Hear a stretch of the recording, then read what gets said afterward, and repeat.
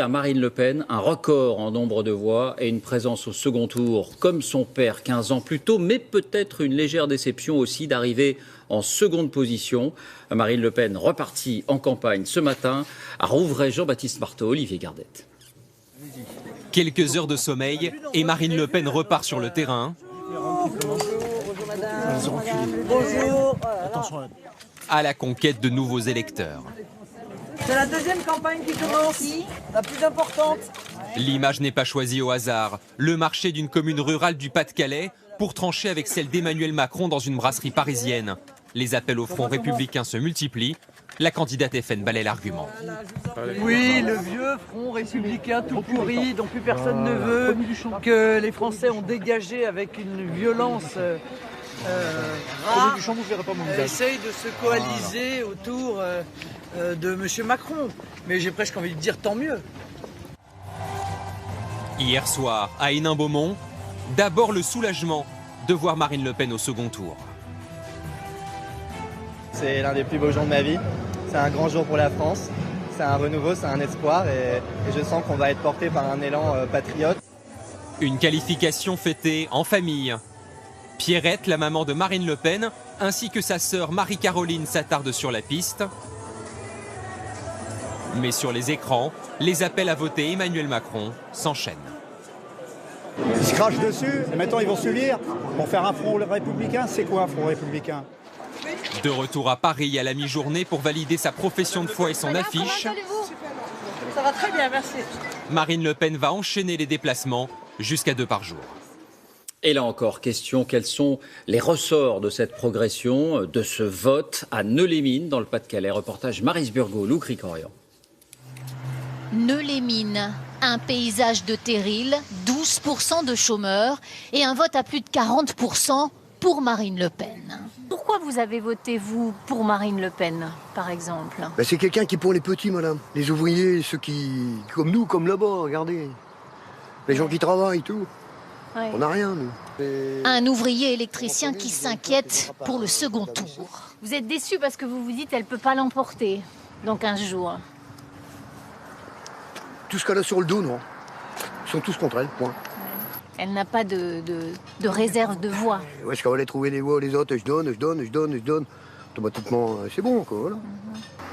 Des maisons ouvrières. Et après les appels de François Fillon, où François Hollande a voté Emmanuel Macron, une forme de révolte. Toujours ce plafond vert. Le problème, c'est quand elle passe au premier tour, elle est stoppée avec tous les autres. Ils se retournent tous contre le FN, entre guillemets, tous. Et ça, c'est désolant, vous trouvez? Bon, oui. Normalement, ils devraient, entre guillemets, je vais être vulgaire, fermer leur gueule et puis garder leur opinion pour eux. À la sortie des classes, des mères de famille déterminées, mais elles aussi déçues. Vous avez voté pour Marine Le Pen ou pour son programme? Pour son programme et pour Marine Le Pen aussi. Parce qu'il faut qu'il y ait du changement, parce que ça recommence comme avant. Il y en a marre que les immigrants ils prennent les boulots des Français. On a marre qu'on galère tous les mois. On a marre de payer des impôts et tout. Je sais très bien que mon vote il va rien compter, quoi. Je sais très bien. Je sais très bien que le président ce sera Macron. On est reparti pour 50 galères. Si Macron il passe, ce sera le même programme que Hollande. À Neu-les-Mines, un certain fatalisme s'est donc emparé des partisans de Marine Le Pen.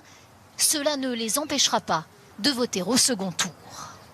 Et on vous retrouve Guillaume Daret. D'abord, ce score de Marine Le Pen. Est-ce une grosse performance ou est-il à relativiser? On a senti un sentiment mélangé, on l'entendait à l'instant. Alors c'est vrai qu'avec ce score, c'est 21,3%. Certains cadres du Front National semblaient déçus, qui imaginaient Marine Le Pen nettement en tête, frôlant la barre des 30%.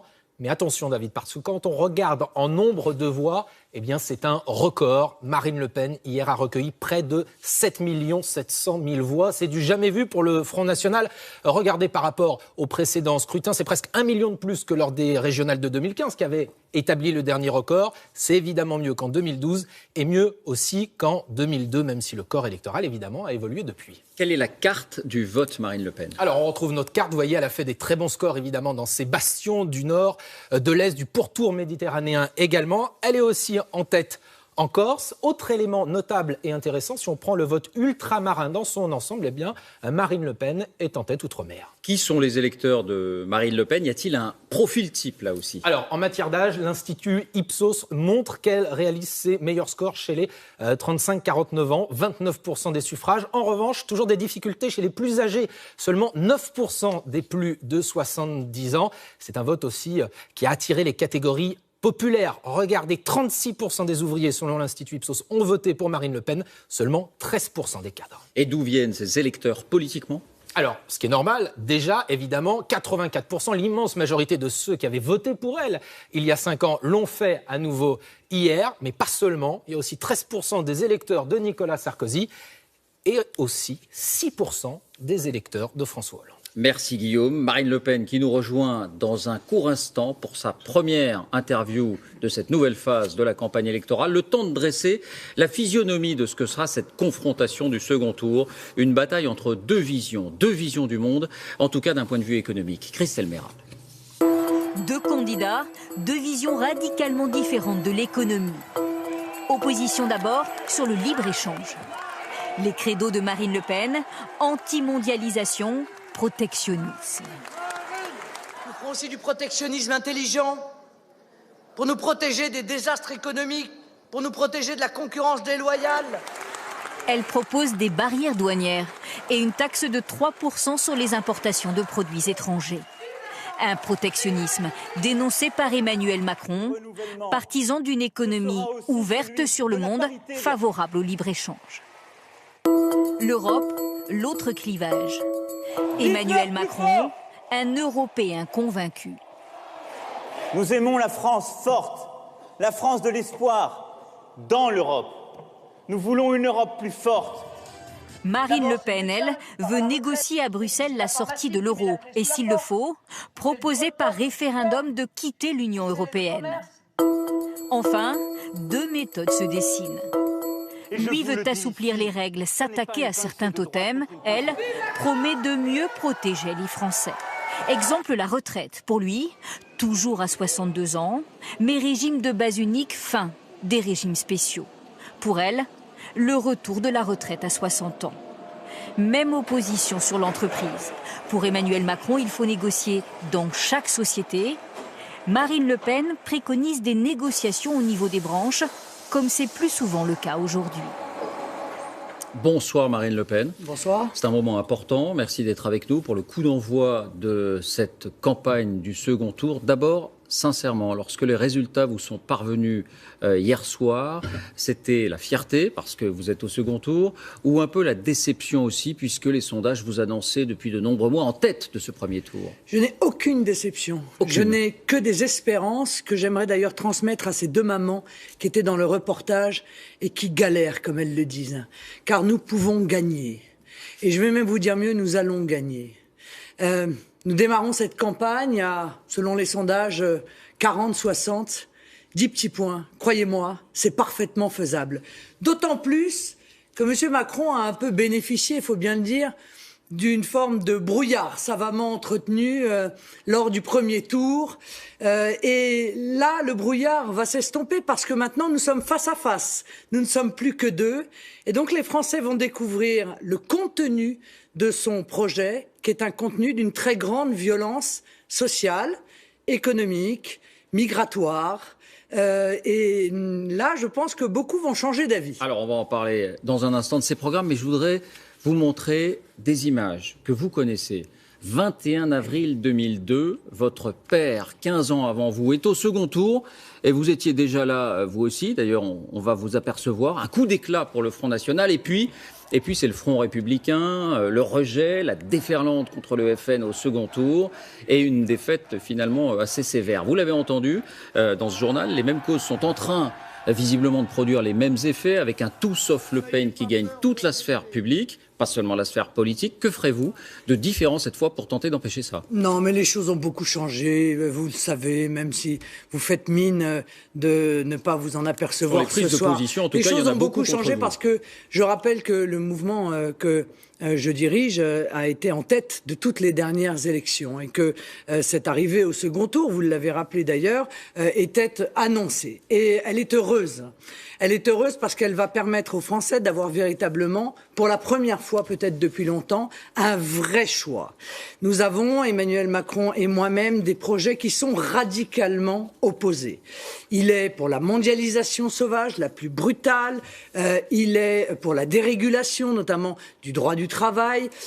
Il est pour l'immigration massive. Il est pour la soumission et la fracturation aux communautés, c'est-à-dire pour le communautarisme. Donc tout nous oppose. Moi, je suis la candidate patriote, la candidate du peuple, Il celle qui revendique défend. ce mot aussi, patriote, vous l'avez entendu. Mais rien dans le projet de M. Macron, ni même dans son comportement, ne dénote la moindre preuve d'amour pour la France. Il l'a insulté, il l'a accusé de crimes contre l'humanité, il a dit qu'il n'y avait pas de culture française, il conteste en toutes circonstances ce qui fait la sève, l'âme de notre pays. Donc je crois que c'est un mot qu'il utilise parce que probablement un logiciel lui a dit de l'utiliser, comme d'autres. Ma question, Mais Marine Le Pen. Le patriotisme, c'est de l'amour, c'est un sentiment profond que l'on a ou que l'on n'a pas. Et le moins qu'on puisse dire, c'est qu'on ne le ressent pas chez Emmanuel Macron, ni à l'égard de la France, ni à l'égard des Français d'ailleurs. Ma question, c'était, allez-vous changer quelque chose à votre programme, à votre manière de le défendre, à votre discours, à votre façon d'être pour essayer de ratisser plus large et augmenter votre score à partir de ces 21%? D'abord, je vais vous répondre très clairement. Je pense que nous approchons du moment décisif. Moi, j'ai toujours considéré que le président de la République est le président de tous les Français et qu'à ce titre, il doit donc rassembler tous les Français. Alors, c'est une conviction profonde, mais il faut maintenant passer des paroles aux actes et c'est la raison pour laquelle il m'est apparu indispensable de me mettre en congé de la présidence du Front National. Ce soir, je ne suis donc plus la présidente du Front National, je suis la candidate à la présidentielle, celle qui souhaite encore une fois rassembler autour d'un projet qui est un projet d'espoir, de prospérité, de sécurité, l'ensemble des Français. Vous vous sentirez plus libre ? Je me sentirai plus libre, mais surtout, je serai au-dessus de considérations partisanes. Et je crois que c'est important. C'est un acte, encore une fois, important. Marine Le Pen, on ne va pas tourner autour du pot. Il y a beaucoup de Français, vous le savez, peut-être certains de ceux qui nous regardent ont ce sentiment, qui ont peur du Front National, qui ont peur de vous. Vous l'avez vu dans cette enquête Ipsos publiée dans le JDD il y a quelques jours. Votre profil inquiète. Très loin d'ailleurs de la France apaisée que vous défendiez sur vos affiches au tout début de la campagne. Est-ce que vous avez conscience de ça et comment comptez-vous y remédier? Mais les Français n'ont absolument Vous avez vu cette enquête Ipsos? Non, je n'ai pas vu cette enquête. Vous savez, j'entends tellement dire du mal que je ne lis pas tout. Près des Monsieur 2 tiers des Français inquiets. Oui, mais et c'est pas qu'ils désapprouvent ou qu'ils approuvent, c'est qu'ils se disaient inquiets de votre programme, personnalité. Oui, mais le système cherche à faire de nous une caricature en permanence. Moi, je dis aux Français, regardez le projet qui est le mien. Regardez mon parcours, d'ailleurs. Nous sommes, je crois, ceux qui défendons le plus et le mieux la démocratie. Vous savez que je fonde mon projet sur la proportionnelle, sur le référendum d'initiative populaire. Je l'ai dit et je le ferai. Aucune de mes actions ne s'effectuera sans le peuple ou contre le peuple. Et surtout, je suis la candidate de la protection des Français. Moi, je considère que la nation est la structure la plus performante pour assurer leur protection, mais aussi pour être le support qui va leur permettre de pouvoir se projeter dans le monde et redonner une voix à la France, parce que le monde attend le retour de la France. Et c'est vrai que je suis encore une fois confrontée à quelqu'un qui veut tout ouvrir et envoyer les entreprises toutes seules à l'assaut de la mondialisation, les salariés tout seuls. Eh bien, moi, je dis que c'est collectivement, comme une nation, comme un peuple, que nous devons nous réarmer face à cette mondialisation par des frontières, notamment pour maîtriser l'immigration, mais aussi pour arrêter la concurrence internationale déloyale que subissent nos salariés par l'intermédiaire de la directive détachement des travailleurs, mais aussi nos entreprises, nos agriculteurs, qui sont confrontés à des productions, encore une fois, sans aucune norme, alors qu'eux en subissent beaucoup. Et puis, au-delà de ça, Monsieur Pujadas, il y a l'unité de la nation. l'unité de la nation. Attendez, je voudrais rester sur l'Europe d'abord un instant, oui. et sur les termes. Je disais peut-être la virulence de certains termes, de vos proches aussi, au Front National. Alors, regardez ce tweet, par exemple, de Florian Philippot. Ah oui, mais c'est votre bras droit. Et voilà ce qu'il disait du drapeau européen il y a quelque temps. On va bientôt ranger au placard votre torchon oligarchique en parlant du drapeau européen. Alors la politique, c'est pas une affaire d'enfant de cœur, mais tout de même, ces formulations, est-ce que ça vous choque cette formule par exemple? Mais ça me choque absolument pas. Nous avons un drapeau. Il est bleu, blanc, rouge. Nous avons un hymne, c'est la Marseillaise. C'est à nous. Et je ne veux pas que les Français soient dépossédés de ce qui leur appartient. Ça leur appartient. C'est leur identité. De la même manière que leur système de protection sociale leur appartient. Et d'ailleurs, c'est eux qui le financent. Et c'est donc normal que ce soit eux qui en bénéficient. De la même manière que leur droit du travail qui protège les salariés leur appartient. Et je n'ai pas envie d'accepter qu'on dérégule l'intégralité du droit du travail, qu'on fasse cette casse sociale que monsieur Macron veut faire par ordonnance. Il faut que les Français sachent ce que ça veut dire. Ça veut dire qu'il va arriver au pouvoir et sans même qu'il y ait un débat devant l'Assemblée, il y aura, il l'a dit lui-même, une loi El Khomri puissance 10, puisque M. Patria, son soutien, a dit que la loi El Khomri n'était pas allée assez loin. Eh bien, je ne veux pas de tout ça. Je veux encore une fois défendre, je l'ai dit, le patrimoine matériel et immatériel des Français. Aujourd'hui, il est en grand danger. Donc, si les Français doivent avoir peur, ça n'est ni de moi, ni de mon projet, c'est du projet et d'ailleurs peut-être de la personnalité de M. Macron qui va probablement se révéler sous des traits moins sympathiques, moins enjôleurs que ce qu'on nous a présenté. C'est-à-dire, à quoi pensez-vous? Non, mais nous verrons bien dans le cadre de ce second tour. Je reviens à la campagne. Question simple et peut-être réponse assez rapide. Pour élargir votre socle, des contacts sont-ils en cours en ce moment, depuis ce matin, avec des élus des Républicains? Oui, il y a un certain nombre de contacts qui sont en cours, mais vous avez noté d'ailleurs qu'il n'y a pas d'unanimité. Il y a beaucoup de dirigeants et de cadres et d'élus, les Républicains, qui ne comprennent pas le positionnement de M. Fillon. Il y a unanimité contre vous. Il n'y a pas unanimité pour voter. Non, il n'y a pas. C'est pas vrai. Emmanuel Macron, mais ce que vous dites n'est pas vrai. Et il y a encore moins unanimité chez leurs électeurs. Et je vais vous dire pourquoi. Parce que pendant tout le premier tour, M. Fillon et ses cadres ont expliqué aux électeurs, les Républicains, que M. Macron, c'était un bébé Hollande et que c'était le drame, qu'on n'allait pas en reprendre 50 plus. Bon, et d'un coup, d'un seul, ils appellent pour certains à voter pour Macron, c'est-à-dire pour la continuité d'un quinquennat qui a été juste épouvantable sur l'ensemble des domaines. Vous espérez des ralliements ? Oui, bien sûr. J'espère d'abord le ralliement de millions de Français, parce que... Et là, je parlais des élus et des cadres. Oui, mais il y en aura, très certainement. Christine Boutin, vous parlez avec elle? Non, mais écoutez, on va pas faire les uns après les autres, ça a peu d'intérêt. Elle vous adressait un signe. Moi, ce que je voudrais dire aux Français, c'est compte tenu de ce qui se passe là, ils revoient encore une fois le système se coaliser, les Français ne les voulaient plus, ils n'en voulaient plus aucun, eh bien, ils les auront tous. Voilà.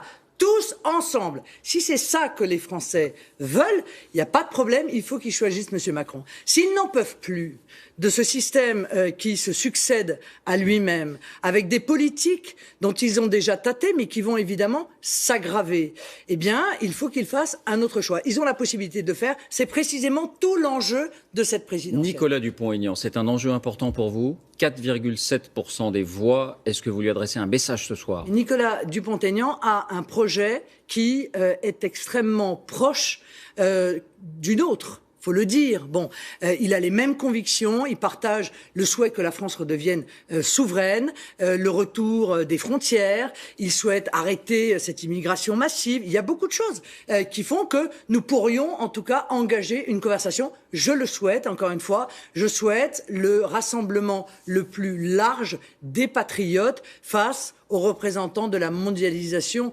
décomplexée. On verra s'il entend votre appel. Beaucoup de choses, et là je reviens à votre confrontation directement avec Emmanuel Macron, vont se jouer lors du débat qui aura lieu dans une huitaine de jours. Alors il y a déjà eu des échanges entre vous et Emmanuel Macron lors d'un précédent débat. C'était il y a quelques semaines. Regardez, écoutez. Il n'en demeure pas moins qu'il y a quelques années, il n'y avait pas de burkini sur les plages. Je sais que vous êtes pour, M. Macron, il n'y en avait pas. S'il vous plaît. Et chaque année... Madame Le Pen, vous serez gentille. C'est ce que vous avez déclaré, non? Je ne vous fais pas parler, je n'ai pas besoin d'un ventriloque. Je vous assure, tout va très bien. Quand j'ai quelque chose à dire, je le dis clairement, c'est mon habitude. Vous savez quoi, Monsieur Macron, vous avez un talent fou. Vous arrivez à parler 7 minutes, je suis incapable de résumer votre pensée, vous n'avez rien dit. Est-ce que c'est dans un état d'esprit, disons, dans quel état d'esprit allez-vous aborder ce débat? Combatif, voire un peu virulent, comme c'était le cas ce soir-là? En effet, c'est vrai qu'il n'avait pas besoin d'un ventriloque, il en avait déjà un, on l'a vu à la télévision cet après-midi, il s'appelle François Hollande.